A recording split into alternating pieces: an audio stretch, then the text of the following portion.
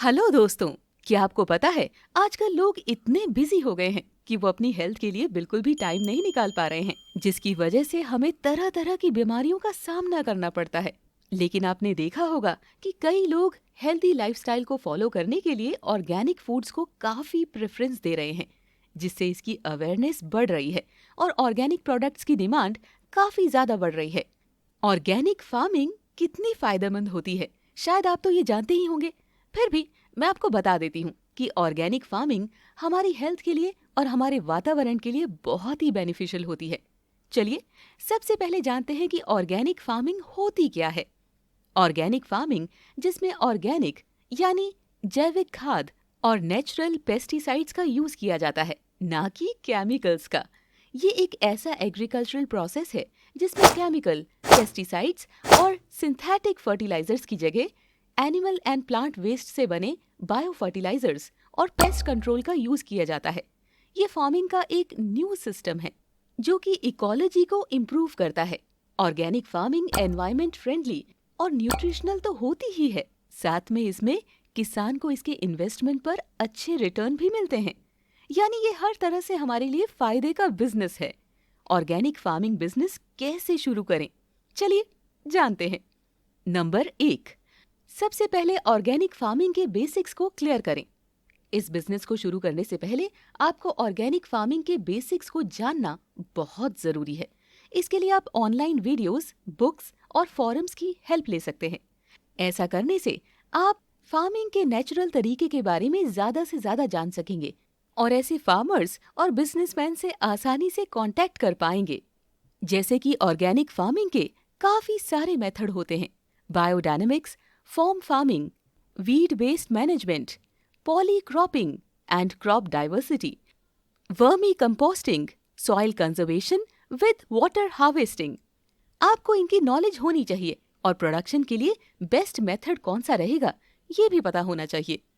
Number 2, organic farming के basics समझ लेने के बाद आपको इस बिजनेस के बारे में काफी कुछ पता चल जाएगा और इसके बाद आता है आपका बिजनेस प्लान तैयार करना।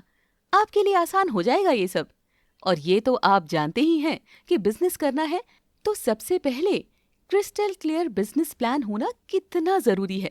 आपके गोल्स, आपके बिजनेस का विजन, ऑर्गेनिक प्रोडक्ट्स की वैरायटी जिसे ग्रो करने का आपका प्लान है, इस सेक्टर में अवेलेबल कंपटीशन को हैंडल करने की स्ट्रैटेजी, एटसेट्रा।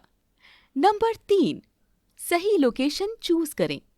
किसी भी बिजनेस की सक्सेस में उसकी लोकेशन का बहुत बड़ा हाथ होता है और एक ऑर्गेनिक फार्म की लोकेशन अक्सर ये डिसाइड करती है कि वो बिजनेस कितना सक्सेसफुल होगा। इसीलिए ऑर्गेनिक फार्म की लोकेशन के बारे में ये बातें जरूर से पता कर लें कि वहाँ क्लीन वाटर सोर्स तो है ना, जो साइट के नजदीक भी हो, फार्म की मार्केट से दूरी भी कम हो ताकि इजी ट्रांसपोर्ट हो सके। सॉइल का पीएच लेवल क्या है, सॉइल क्वालिटी कैसी है, और इसके अलावा आपको सॉइल के अदर रिसोर्सेज के बारे में भी पूरी जानकारी लेनी होगी, जैसे वेदर सीजनल है, एक्सट्रीम है, ऑर्गेनिक प्रोडक्शन के लिए सूटेबल है या नहीं। ऐसी सारी जरूरी कंडीशंस के बारे में जानना होगा। इस बिजनेस के लिए एरिया आपके स्केल पर डिपेंड करेगा, जो 1 एकड़ लैंड भी हो सकता है और 5 एकड़ भी।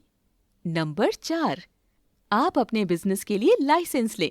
GST registration, micro, small and medium enterprises development यानी MSME registration, FSSAI and NPOP यानी नेशनल प्रोग्राम को ऑर्गेनिक प्रोडक्शन का ऑर्गेनिक फार्मिंग सर्टिफिकेट।